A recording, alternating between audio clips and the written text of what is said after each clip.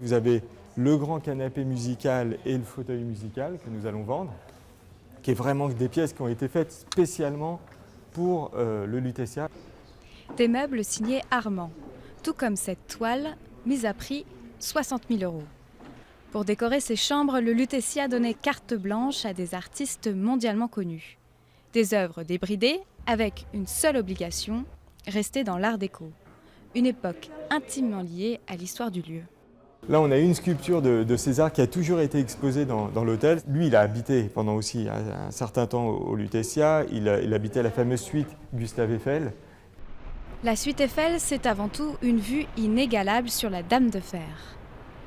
C'est aussi un vide-poche araignée en acier signé Guillaume Piéchaud, dont la mise à prix est de 6 000 €. Ici, tout est à vendre, jusqu'à la moquette de la chambre 408, créée par les frères Campana, des designers brésiliens. Ça a été découpé, on va dire, pour la suite, mais rien n'empêche effectivement de la recomposer aussi encore de manière différente. Pour trouver le trésor du palace de la Rive-Gauche, il faut s'enfoncer dans ses entrailles. Vous avez vu ça? C'est infranchissable comme mur. La cave du Lutetia est l'une des plus remarquables de Paris. 8000 bouteilles y vieillissent depuis des décennies.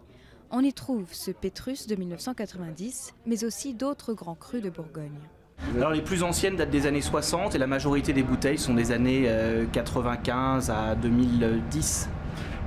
Et vous avez par exemple ici, très belle sélection de vins du domaine de la Romanée Conti, avec la bouteille phare de la production, la Romanée Conti millésime 1989.